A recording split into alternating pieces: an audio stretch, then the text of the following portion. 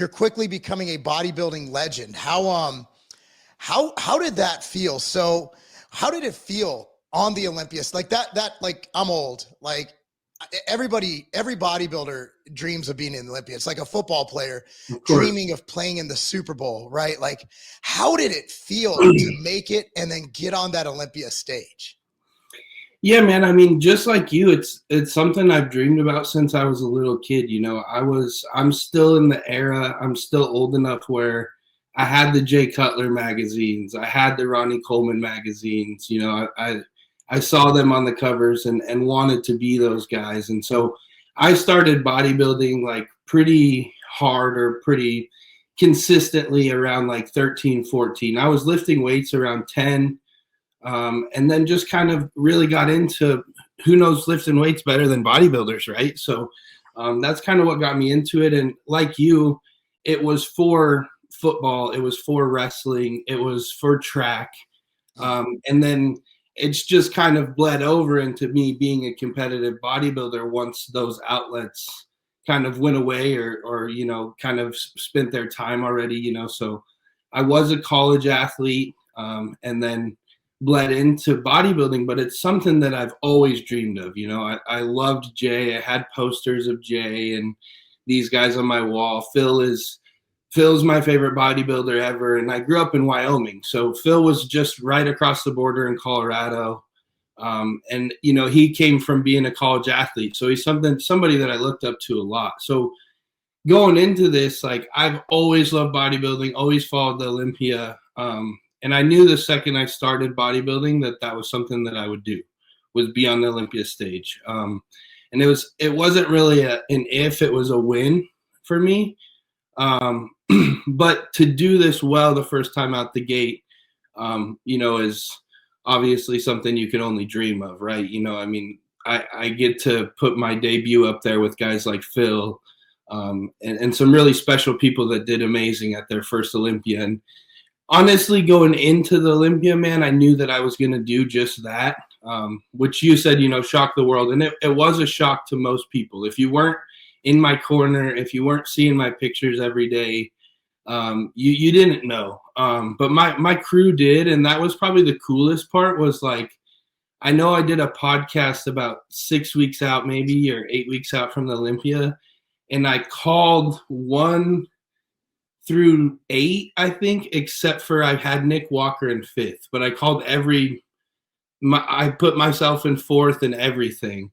So I kind of knew that was coming. And so it was really cool to just like have a dream come true, if you will, man. I honestly, that's the only thing I can put it into words is like everything fell into place how you'd want it to.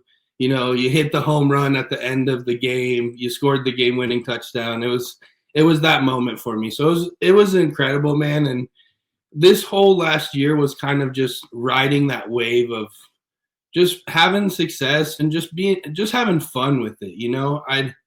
Prior to that, I'd had some failures and some shortcomings, and it was because mostly I was just putting so much pressure on myself, man. Like you have to win, and you need to get to the Olympia, and you need this and that.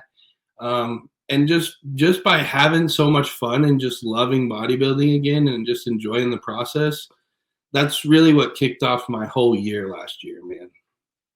Man, that's what I really appreciated about you when I first saw was your conditioning. Like that was insane. But before we get to that, I want to step back. So you said you played sports. What sports did you play and up to what level did you play them? Yeah, man. So I started out doing everything. My dad had me started wrestling when I was 3. Oh, you wrestled? Yeah, I was a wrestler, man. You're one of those 3-year-olds on the mat. I love that. Yep. Trying to like run back to my dad in the middle of the match and all that kind of stuff, man. Yeah, so that was me. I started wrestling early on. Mom and dad put me in that, and then I did that all the way up till I was about 16. I got hurt in high school. And I was starting to get really good at football at the time, and so that was kind of my main focus.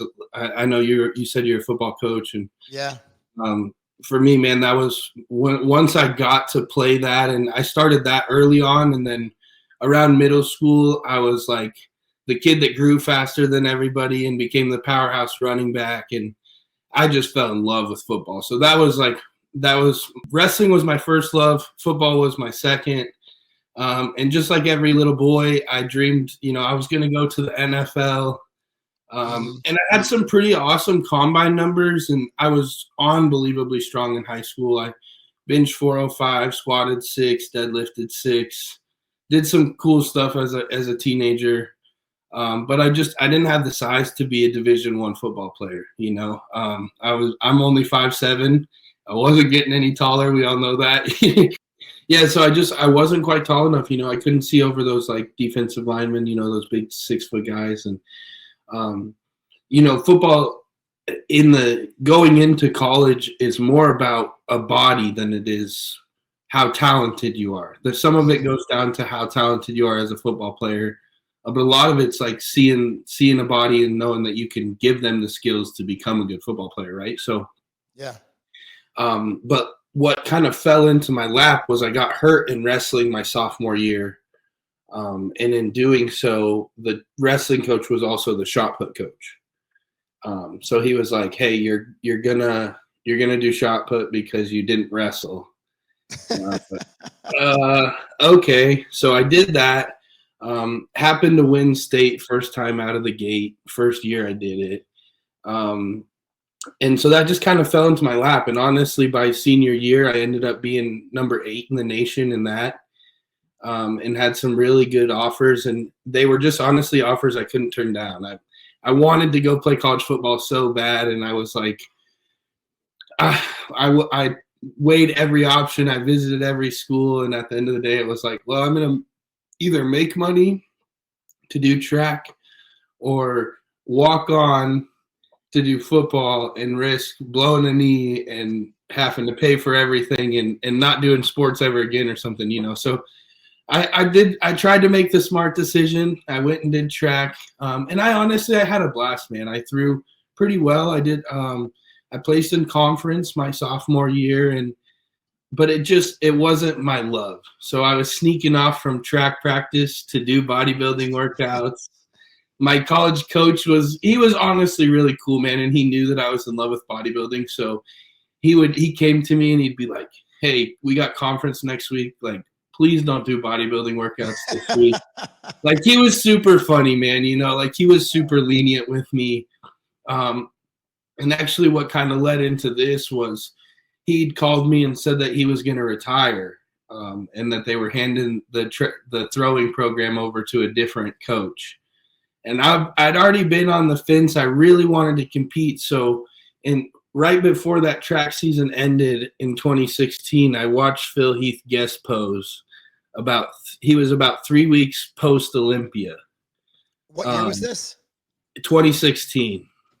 Oh yeah, I think that was the year 3 weeks out, I trained with Phil. He looked phenomenal that year. Yeah, so he had just got done, and he was doing a push-up. He was rebounding, so he was probably like 15 pounds bigger than the Olympia. And he looked like somebody took a bicycle pump and just pumped every muscle until it was going to explode. You know how Phil looks. Like, he was cartoonish. So me and my best friend, we were in pharmacy school, and we went over to watch him compete. And I saw that, and I looked at my best friend, and I said, "Yep, I'm doing the show next year. I'm doing it." And so then my college coach, not like about 3 or 4 months after that, called me and said, "Hey, I'm thinking about retiring. We're going to hand the program over to so-and-so. And, I'd still like to see you throw here at the university and stuff." And I was like, actually, I'm going to bodybuild instead. So I quit track. And it was to focus on school, but really it was to focus on bodybuilding, to be honest with you. Do you know what's hilarious is the online trope is that bodybuilders are horrible athletes. And then you look at Brandon Curry was a Division I running back. Yep. Phil Heath, a Division I basketball player, just off the top of my head. Ronnie Coleman, obviously a phenomenal football player. Right. He went to a Grambling, I believe, if I'm not mistaken. Yeah. Also, Ronnie Coleman graduated Sigma cum laude. He's with an accounting degree. So being dumb, being horrible athletes, bodybuilders. Yeah. And Derek Lunsford was a college wrestler. Look at his ears. Yeah. You could tell that dude wrestled. Hunter Labrada, college football, Brett Wilkin, college football, me, college track. Like there's a laundry list of them now. And honestly, the more aesthetic physiques, I think, come from being an athlete. If you look at the guys that are more aesthetically pleasing, a lot of that comes from, you know, having core stability and stuff from sports early on, and just having body awareness and stuff like that, I think, in my opinion. Yeah, the joke is, well, if I hit a bodybuilder, they can't chase. I'm like, dude, this dude used to run, Brandon used to run like a 4.5. He's Yeah. going to catch you.